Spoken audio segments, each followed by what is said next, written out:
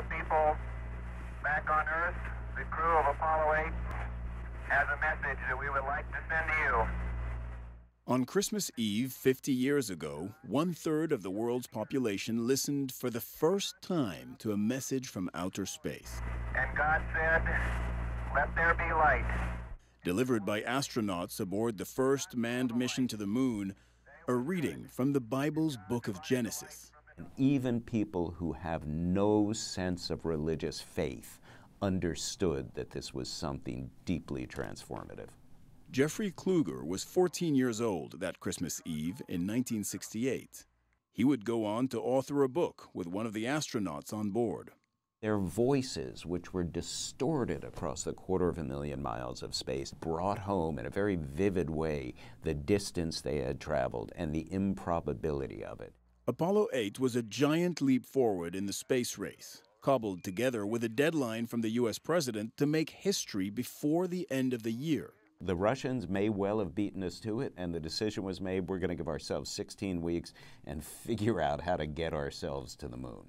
3, 2, 1, 0. We have liftoff. Apollo 8 launched on deadline, but the mission remains one of the riskiest and most dangerous in the history of America's space program.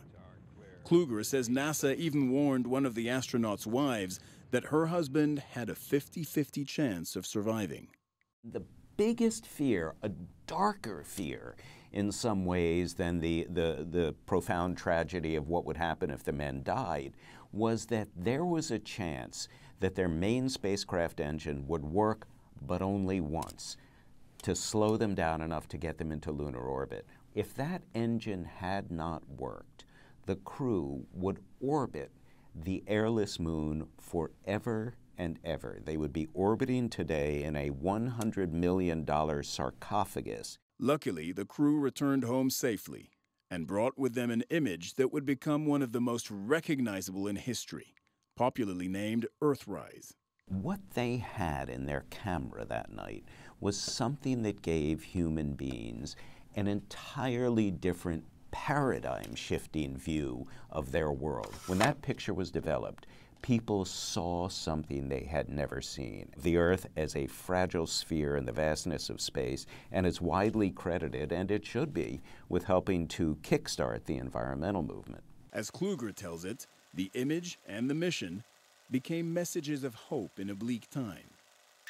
1968 saw the assassination of two beloved leaders, and tens of thousands of U.S. troops died in the Vietnam War. It could not save 1968, although one of the telegrams the astronauts got from an anonymous American said, "Thank you, you saved 1968." I'm not so sure it could save it. The lives that were lost were lost. We could never get Dr. King back. We could never get Senator Kennedy back.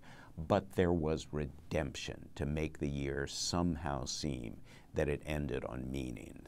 On Christmas Eve of that tumultuous year, the Apollo 8 crew chose to read the world a story of divine creation from hundreds of thousands of kilometers above.